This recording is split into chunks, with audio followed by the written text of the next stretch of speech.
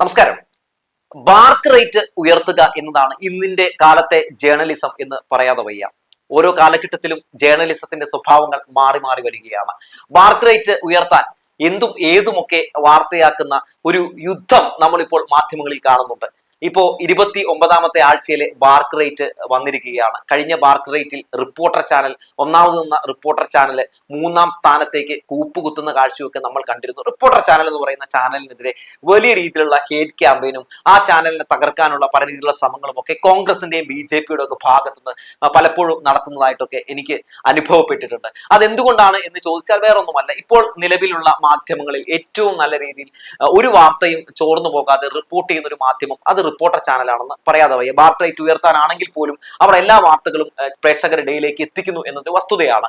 ഇടത് വിരുദ്ധരായിട്ടുള്ള നമ്മുടെ വലതുപക്ഷ മാധ്യമങ്ങളും അതുപോലെ തന്നെ പല രീതിയിലുള്ള കോർപ്പറേറ്റ് മുതലാളിമാരുടെയൊക്കെ നേതൃത്വത്തിലുള്ള മാധ്യമങ്ങളും ഒക്കെ ഇടതുപക്ഷത്തിന് എതിരായിട്ട് നിരന്തരം വ്യാജ വാർത്തകൾ പ്രചരിപ്പിക്കുമ്പോഴും അതിന്റെ വസ്തുതകൾ ഒരു പരിധിവരെ തുറന്നു കാട്ടാൻ റിപ്പോർട്ടർ ചാനലിന് കഴിയുന്നുണ്ട് എന്നത് നമുക്ക് പറയാതെ വയ്യ. മാത്രവുമല്ല, കോൺഗ്രസിലും BJP-യിലും ഒക്കെ നടക്കുന്ന യഥാർത്ഥത്തിലുള്ള പൊട്ടിത്തെറികൾ, ഒപ്പം അവരുടെ തകർച്ചകൾ, അതുപോലെ തന്നെ അവരുടെ ഉള്ളിലുള്ള എല്ലാ രീതിയിലുള്ള സംഭവങ്ങളും ഒക്കെ ജനങ്ങൾക്ക് മുമ്പിൽ തുറന്നു കാട്ടാൻ പലപ്പോഴും റിപ്പോർട്ടർ ചാനലിന് കഴിയാറുണ്ട്. അതുകൊണ്ട് തന്നെ പലപ്പോഴും കോൺഗ്രസ് നേതാക്കൾ അടക്കം റിപ്പോർട്ടർ ചാനലിനെ കടന്നാക്രമിക്കാറുണ്ട്. അവരുടെ മാധ്യമ പ്രവർത്തകരെയൊക്കെ കടന്നാക്രമിച്ചൊക്കെ നമ്മൾ കണ്ടിട്ടുണ്ട്. BJP നേതാക്കളും അതേ രീതിയിൽ തന്നെ മാധ്യമ പ്രവർത്തകരെ, അതായത് റിപ്പോർട്ടർ ചാനലിലെ മാധ്യമ പ്രവർത്തകരെയും ആ മാധ്യമത്തെയും ഒക്കെ അപകീർത്തിപ്പെടുത്തുന്ന കാഴ്ചയൊക്കെ നമ്മൾ കണ്ടിട്ടുണ്ട്. അങ്ങനെ ഈ തവണത്തെ നമ്മുടെ ബാർക്ക് റേറ്റ് വരുമ്പോൾ എങ്ങനെയാണ് ആ ബാർക്ക് റേറ്റിന്റെ ഒരു നിലവിലെ അവസ്ഥ എന്ന് നമുക്ക് നോക്കാം. 1ാം സ്ഥാനത്ത് റിപ്പോർട്ടർ ചാനൽ 191 പോയിന്റുമായിട്ട് ഇപ്പോൾ മുന്നിലുണ്ട് എന്നുള്ളതാണ്. നിസാര പോയിന്റ് ഒന്നുമല്ല, 191 പോയിന്റുമായിട്ടാണ് നിലവിലുള്ളത്.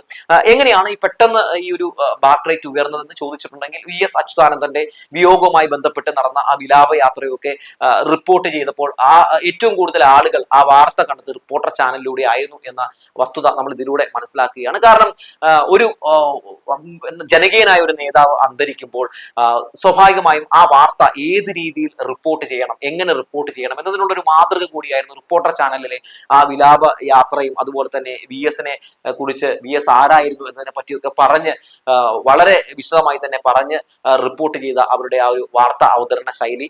എന്തായാലും അതുകൊണ്ട് തന്നെ കൂടുതൽ ആളുകൾ ആവർത്തന വിരസത എന്ന് പറയുന്ന ഒരു സംഭവം പോലും ആ ഒരു വാർത്തയുമായി ബന്ധപ്പെട്ട് നമ്മൾ കണ്ടില്ല. പരസ്യം പോലും ഒഴിവാക്കിക്കൊണ്ടായിരുന്നു റിപ്പോർട്ടർ ചാനൽ തത്സമയമായിട്ട് VS അച്യുതാനന്ദന്റെ വിയോഗത്തിന് ശേഷമുണ്ടായ വിലാപയാത്രയും ശേഷം സംസ്കാര ചടങ്ങും ഒക്കെ കാണിച്ചത്. പൊതുവെ ബാർക്ക് റേറ്റിൽ ഒന്നാമതെത്താൻ വേണ്ടി ആകാം അവർ അങ്ങനെ ചെയ്തത്. എന്നിരുന്നാൽ പോലും ആ ചെയ്തതിൽ, ആ കാണിച്ചതിലൊക്കെ ഒരു വലിയ മാന്യത ഉണ്ടായിരുന്നു. ഒരു തെരഞ്ഞെടുപ്പിന്റെ റിസൾട്ട് ഒക്കെ റിപ്പോർട്ട് ചെയ്യുന്ന ശൈലിയിലൊന്നുമല്ല അവർ ആ വാർത്ത റിപ്പോർട്ട് ചെയ്തത്. വളരെ മാന്യമായ രീതിയിൽ അവർ റിപ്പോർട്ട് ചെയ്തു. അതുകൊണ്ട് തന്നെ ജനങ്ങൾ കൂടുതൽ റിപ്പോർട്ടർ ചാനലിലേക്ക് എത്തുന്ന സാഹചര്യം ഉണ്ടായി.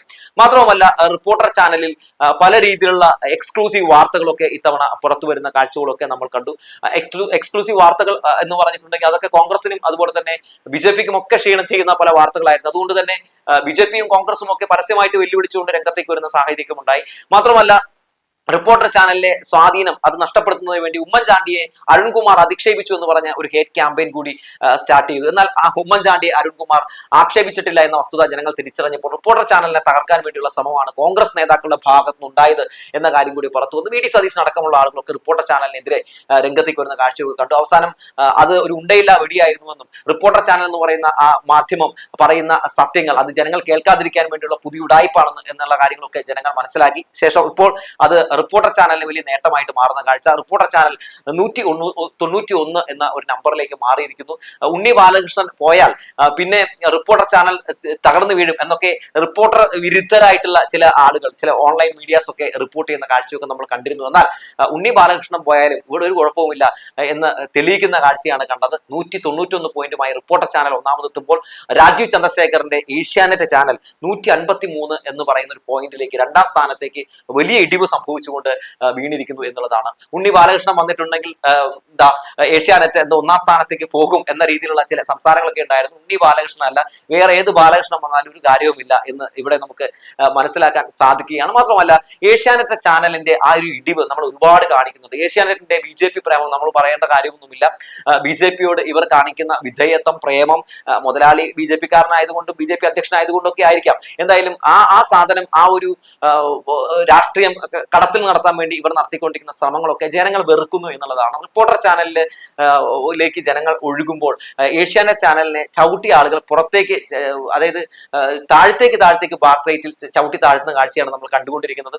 ഈ ഇടക്കാലത്ത് നമുക്ക് പൊതുവെ കാണാൻ സാധിച്ചിട്ടുള്ള ഏഷ്യാനെറ്റ് ചാനൽ പലപ്പോഴും ഇടിവിലേക്ക് പോകുന്ന കാഴ്ചയാണ് കണ്ടിട്ടുള്ളത്. വേറൊന്നും കൊണ്ടല്ല, പൊതുവെ അവരുടെ വാർത്തകളുടെ സ്വഭാവം അങ്ങനെയാണ്, ഇടത് വിരുദ്ധരാണ്. മാത്രമല്ല നിരവധി വ്യാജ വാർത്തകളൊക്കെ ഏഷ്യാനെറ്റ് ന്യൂസിലൂടെയൊക്കെ പല ആളുകളും കണ്ടിട്ടുണ്ട്. ഒരു കാലഘട്ടത്തിൽ ഏഷ്യാനെറ്റ് ന്യൂസിന് ഒരു നല്ല രീതിയിലുള്ള ഒരു ഇമേജ് ഉണ്ടായിരുന്നുവെങ്കിൽ പിന്നീട് ബാർക്ക് റേറ്റ് ഉയർത്താനുള്ള ഓട്ടത്തിനിടയിൽ അതൊക്കെ നഷ്ടപ്പെടുകയായിരുന്നു. എന്തിനേയും ഏതിലുമൊക്കെ ഇടതുപക്ഷത്തെ വിമർശിച്ച് പിണറായി വിജയനെതിരെ സംസാരിച്ചുകൊണ്ട് അന്തിച്ചർച്ചകളൊക്കെ നടത്തി ജനങ്ങൾക്ക് പോലും ഒരു അവമതിപ്പ് ഉണ്ടായി ആ വിഷയങ്ങളിലൊക്കെ എന്നുള്ളതാണ്. അന്തിച്ചർച്ചയിൽ ഈ ശ്രീജിത്ത് പണിക്കരെ പോലെയൊക്കെ ഉള്ള ചില ഒരു ആളുകൾക്കും ഒരു താല്പര്യവുമില്ലാത്ത ആളുകളെയൊക്കെ വിളിച്ചു വരുത്തി വട്ടം കൂടിയിരുന്ന് വിനുവൊക്കെ കൂടി കുറെ കുത്തിത്തിരിപ്പ് സർക്കാരിനെതിരെ പറഞ്ഞിട്ടുണ്ടെങ്കിൽ ബാർക്ക് റേറ്റ് ഉയർത്തും എന്നാണ് ഇവർ വിചാരിച്ചത്. പക്ഷേ അതൊക്കെ വലിയ രീതിയിൽ തന്നെ ഏഷ്യാനെറ്റിന് ക്ഷീണം ചെയ്തു എന്ന് നമ്മൾ മനസ്സിലാക്കേണ്ടിയിരിക്കുന്നു. 3-ാം സ്ഥാനത്തേക്ക് 24 എന്ന് പറയുന്ന ചാനൽ പോയിരിക്കുന്നു. 24 ചെറിയ രീതിയിലുള്ള ഒരു നേട്ടമൊക്കെ കൈവരിച്ചതായിരുന്നു. പക്ഷേ 24 3-ാം സ്ഥാനത്തേക്ക് പോയിരിക്കുന്നു. 125 പോയിന്റ് മാത്രമാണ് ശ്രീകണ്ഠൻ നായരുടെ 24-ന് നേടാൻ കഴിഞ്ഞിട്ടുള്ളൂ. 24 ഒരു വന്ന സമയത്ത് ഒരു വലിയ വിപ്ലവമൊക്കെ സൃഷ്ടിച്ചിരുന്നു. അന്ന് 24 ഒറ്റ കയറ്റം കയറി പോകുമെന്നൊക്കെ എല്ലാവരും വിചാരിച്ചു. പോകെ പക്ഷേ അത് പിന്നീട് തകർന്നറിയുന്ന കാഴ്ചയാണ് നമ്മൾ കണ്ടത്. റിപ്പോർട്ടർ ചാനൽ പുതിയ മുഖം ആയി രംഗത്തേക്ക് വന്നതോടുകൂടി തന്നെ ആദ്യമൊക്കെ റിപ്പോർട്ടർ ചാനൽ കാണുമ്പോൾ പലർക്കും മാറിപ്പോകും, അതായത് 24 ആണോ എന്നൊക്കെ ഒരു തോന്നലൊക്കെ വരുമായിരുന്നു. ഈച്ച കോപ്പി എന്നൊക്കെ പറഞ്ഞിരുന്ന ഒരു സമയം ഉണ്ടായിരുന്നു. പക്ഷേ പിന്നീട് റിപ്പോർട്ടർ ചാനൽ വലിയ തോതിൽ തന്നെ മുന്നോട്ടേക്ക് പോകുന്ന കാഴ്ച നമ്മൾ കണ്ടു. പിന്നെ അതിന് മുമ്പിൽ പിടിച്ചു നിൽക്കാൻ കഴിയാത്ത 24-നെയാണ് നമ്മൾ കണ്ടത്. എന്തായാലും 3-ാം സ്ഥാനത്തേക്ക് 24 പോയിരിക്കുന്നു. അതുപോലെ തന്നെ 4-ാം സ്ഥാനത്തുള്ള മാതൃഭൂമിയാണ്, 61 പോയിന്റുമായി മാതൃഭൂമി.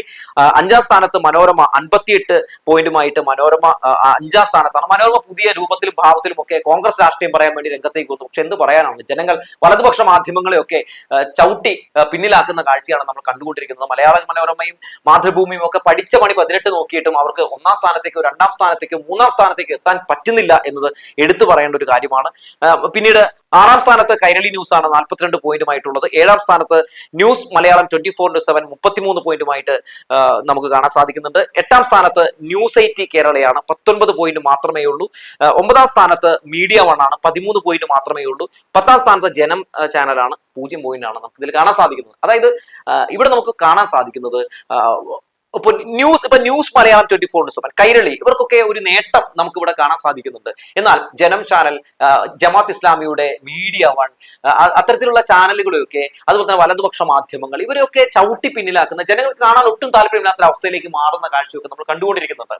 അതായത് അവരുടെ അജണ്ട വ്യക്തമായി ജനങ്ങൾ മനസ്സിലാക്കുന്നു എന്നുള്ളത് തന്നെയാണ്.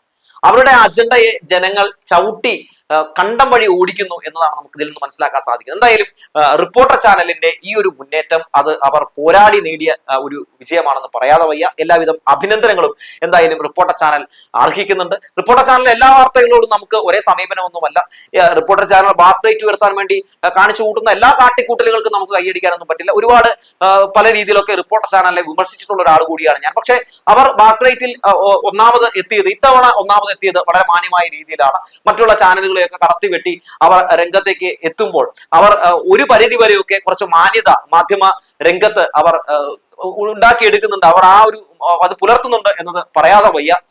വരും ദിവസങ്ങളിലൊക്കെ എന്തായാലും റിപ്പോർട്ടർ ചാനലിനെതിരെ അതിശക്തമായിട്ടുള്ള ഒരു സൈബർ ആക്രമണവും അതുപോലെ തന്നെ ഈ ചാനൽ കാണരുത് എന്ന് പറഞ്ഞുകൊണ്ടുള്ള പല പ്രചാരണവും ഒക്കെ കോൺഗ്രസിന്റെയും അതുപോലെ തന്നെ BJP-യുടെ ഒക്കെ ഭാഗത്തു നിന്നുണ്ടാകും എന്നുള്ള കാര്യത്തിൽ തർക്കമൊന്നുമില്ല. അതിന്റെ ഭാഗമാണല്ലോ ഇപ്പോൾ പല നേതാക്കളും പണ്ടൊക്കെ വാർത്താ സമ്മേളനമൊക്കെ നടക്കുമ്പോൾ കൈരളിയല്ലേ എന്ന് ചോദിച്ചുകൊണ്ടിരുന്ന ഭാഗത്തൊക്കെ ഇപ്പോ റിപ്പോർട്ടർ ചാനലല്ലേ എന്ന് ചോദിക്കുന്ന ഒരു അവസ്ഥയിലേക്കൊക്കെ വന്നിട്ടുണ്ട്. അതായത് സത്യം പറയുന്ന എല്ലാവരെയും അന്തം കമ്മിയാക്കി മാറ്റുക എന്നതാണ് പ്രധാനപ്പെട്ട ഇവരുടെയൊക്കെ അജണ്ട എന്ന് പറയുന്നത്.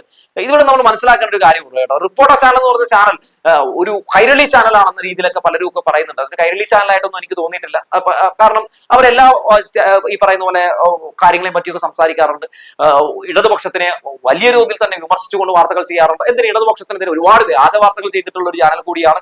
അതുകൊണ്ട് അവർ ഒരു കൈരളിയാണ് എന്നൊന്നും നമുക്ക് പറയാൻ പറ്റില്ല. പക്ഷേ അവർ ചില വാർത്തകളിലെ നേരുകളൊക്കെ ജനങ്ങളിലേക്ക് എത്തിക്കാൻ വേണ്ടി ഒരു പരിധിവരെയൊക്കെ ശ്രമം നടത്തുന്നുണ്ട് എന്നുള്ളതാണ് എനിക്ക് പറയാനുള്ളത്. മാത്രമല്ല ഈ കോൺഗ്രസ്സുകാരൊക്കെ അതുപോലെ തന്നെ BJP-ക്കാരൊക്കെ റിപ്പോർട്ടർ ചാനലിനെ വലിയ രീതിയിൽ തന്നെ കടന്നാക്രമിച്ചുകൊണ്ട് പല പ്രതികരണങ്ങളും രേഖപ്പെടുത്തുമ്പോഴും പല കോൺഗ്രസ്സുകാരുടെയൊക്കെ ഭാര്യമാര് അവിടെ ചാനലിൽ വർക്ക് ചെയ്യുന്നുണ്ട് എന്നുള്ള കാര്യം മറന്നു പോകരുത്. അപ്പം BJP-ക്കാരുടെ ഒക്കെ പല വേണ്ടപ്പെട്ട ആളുകളും ഒക്കെ അവിടെ വർക്ക് ചെയ്യുന്നുണ്ടെന്നുള്ള കാര്യം കൂടി ഒന്ന് മറന്നു പോകരുത് എന്ന് ഒന്ന് ഓർമ്മപ്പെടുത്തുകയാണ്. എന്തായാലും രണ്ടും കൂടി ഒരുമിച്ച് വേണ്ട എന്ന് പറഞ്ഞു വെച്ചുകൊണ്ട് നിർത്തുകയാണ്.